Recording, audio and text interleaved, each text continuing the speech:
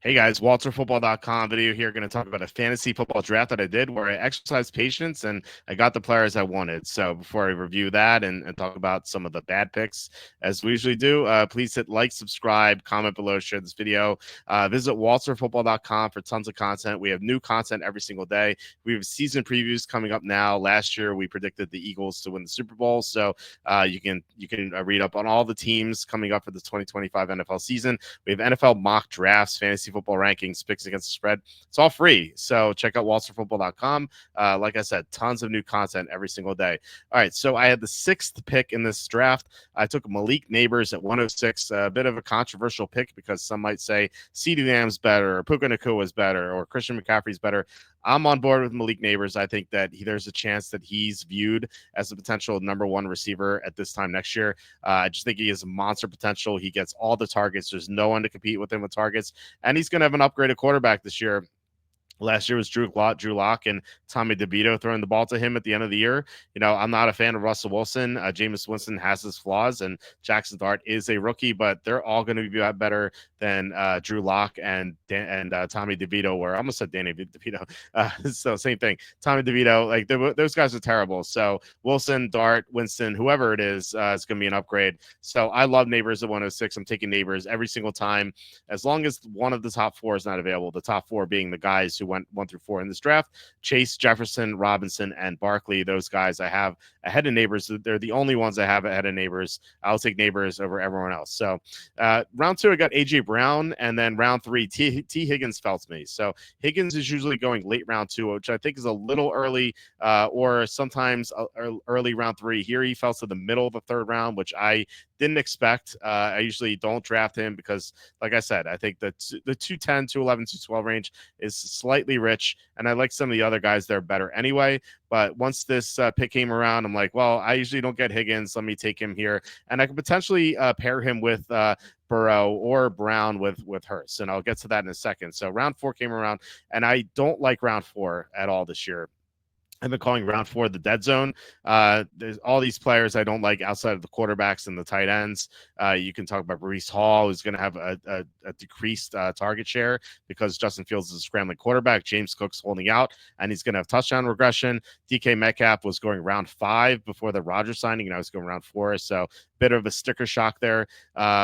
Jameson Williams, the Detroit offensive line's in disarray. DJ Moore, he even said he's going to get reduced workload. Teteroa McMillan doesn't like football. Cortland Sutton's fine, but still 407, a little too early for Sutton. So what I was thinking, like I like taking the quarterbacks here, but given that there were 2 available and Lamar Jackson fell to 402 in this draft, I thought there was a chance that the quarterbacks will continue to fall. So I took a chance here thinking that Jalen Hurts or Joe Burrow would be available at 506. So instead of taking them at 407, I took a gamble, and it paid off.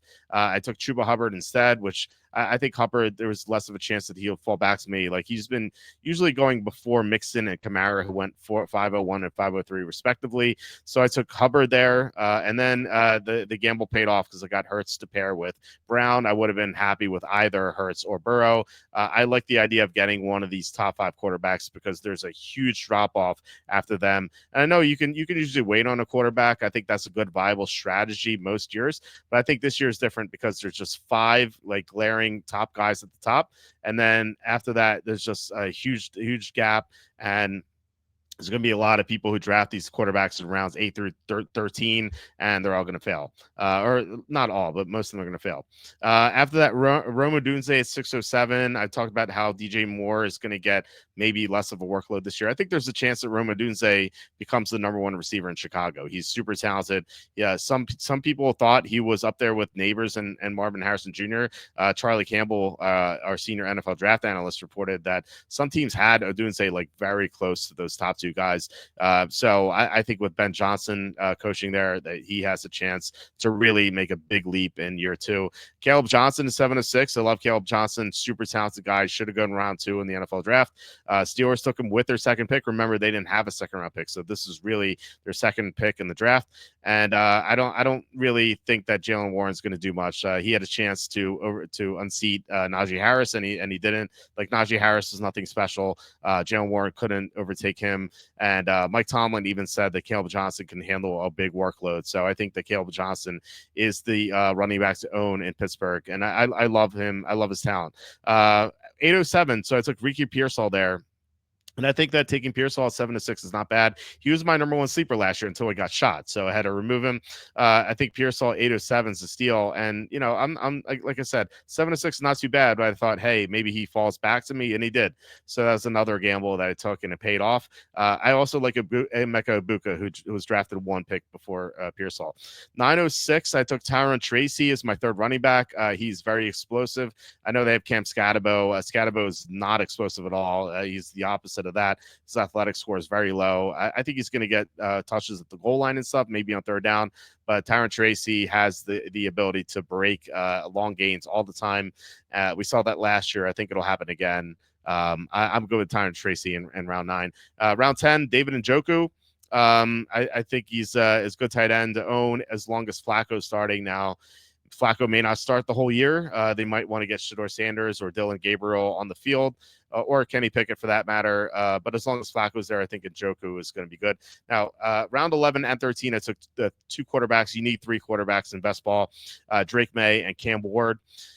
Both guys have a big rushing upside. May's going to have much better coaching, an improved offensive line. Cam Ward, I love his work ethic. I think both guys are going to have good years. In between those, I took Isaac Guerendo as my favorite sleeper at round 12. We have updated fantasy football sleepers list on the site, so check that out. Guerendo's going to be at the top, and you can read why I like him so much. Tyler Allgeier's there too.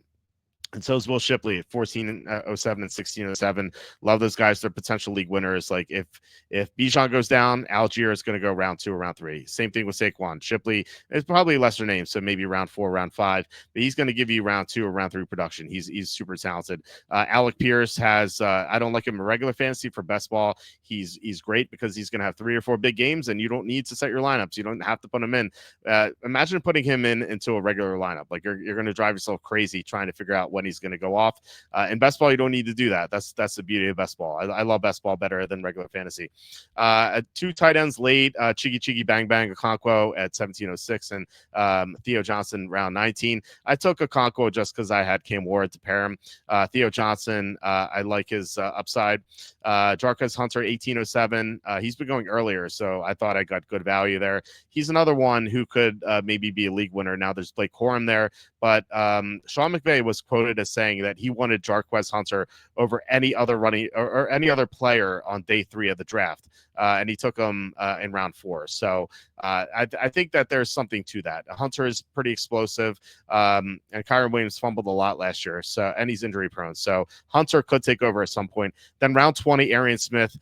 Game-breaking upside, had blazing speed, played in the SEC. It just love his potential. He drops a lot of passes, or at least he did in college. From what I read, he hasn't dropped too many passes in practice so far. So that was my team.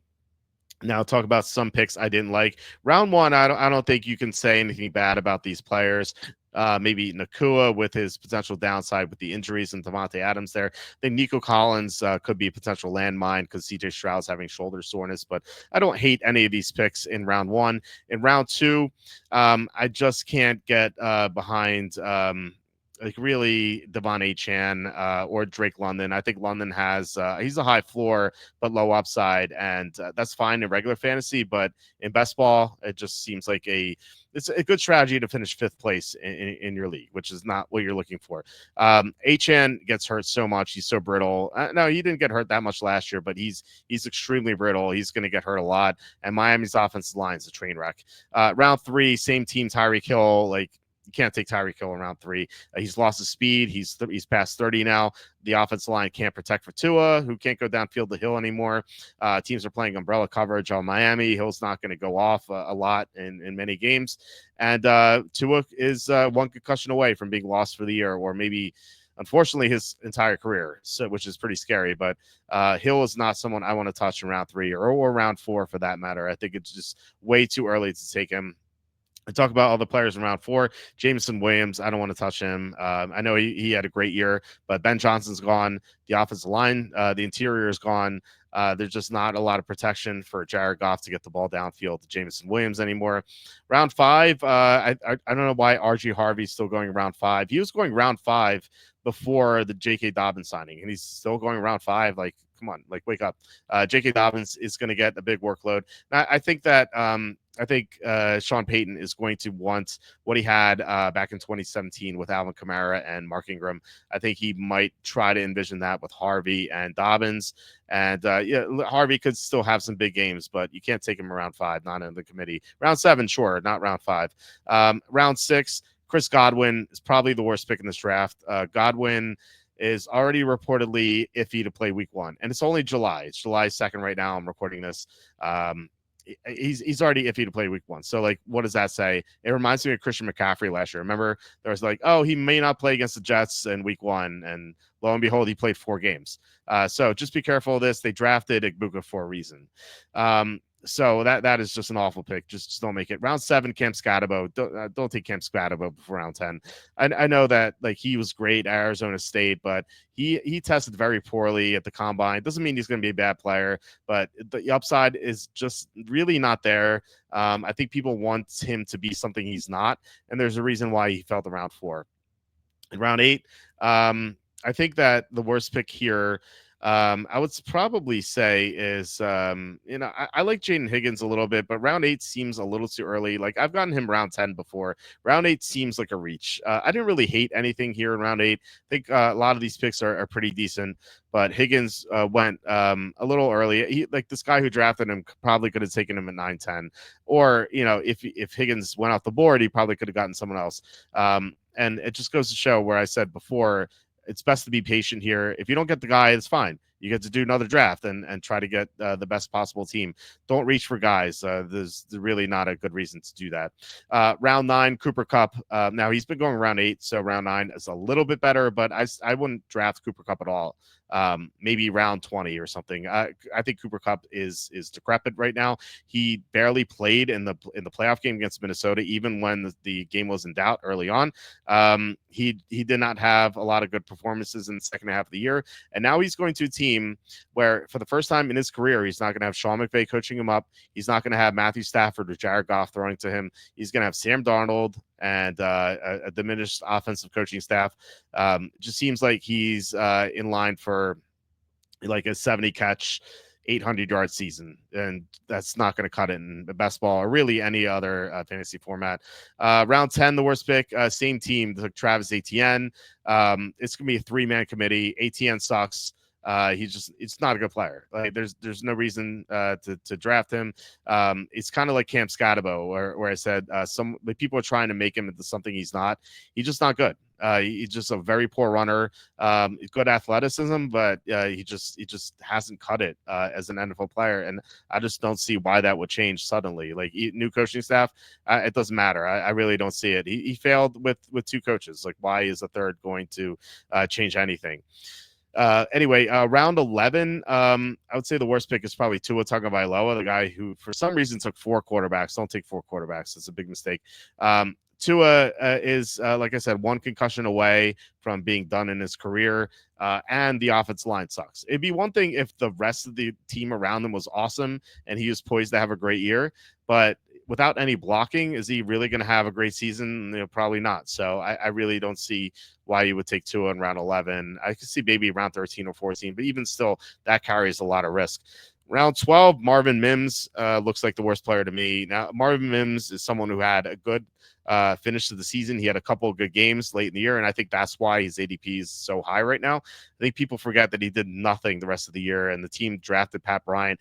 And Sean Payton is a coach who is obsessed with size at receiver. Like, he'll never draft a small receiver. He inherited Marvin Mims from the previous regime, and he was kind of just forced into using Mims because the other receivers suck. But now he's Pat Bryant. Pat Bryant's going to be the receiver too. Marvin Mims, I think, is going to play special teams. Do a couple more rounds. Not going to dig into like the final rounds because a lot of those picks are kind of irrelevant. Round 13, Quentin Johnston is probably the worst pick. I don't really see the upside with him. I mean, he's had a few years to show us what he can do. He's shown us nothing. I don't see why that would suddenly change. He even had a year with Harbaugh last year and didn't do anything. He just continued to drop passes. And really, they drafted 2 young receivers. They drafted Trey Harrison second round, and Keandre Lambert-Smith a couple of rounds later. I feel like those guys are the Charger receivers you want, not Quentin Johnson. And then round 14, going to give the worst pick. I would guess the DeAndre Hopkins. That is the least upside you'll get with any player you've seen in this draft so far, or really the entire draft. There was zero upside with Hopkins. Like, he's done. He did nothing with Kansas City last year outside of that one Monday night game against the Saints, who couldn't defend any receivers at all last year. So it wasn't a surprise that Hopkins did well. He's just going to continue to struggle. He'll catch like a pass. He'll catch like 3 or 4 passes per game, maybe, if he's lucky, and he'll get like his like average stat line will be like 3 catches, 35 yards. Like, is that going to win you anything in fantasy? It just feels like such a losing formula, for especially for best ball. So this team who drafted 4 quarterbacks, they wasted their pick with Hopkins. Don't do that. Just do the opposite of that. If you take one thing away from this video, don't draft extremely low upside guys like Hopkins. So that was our draft here. I was a fan of this team, and we got to make fun of some picks. So that was always a good time. So guys, please hit like, subscribe, comment below, share this video. Visit walterfootball.com for tons of updates and tons of content that's all free. I will talk to you next time.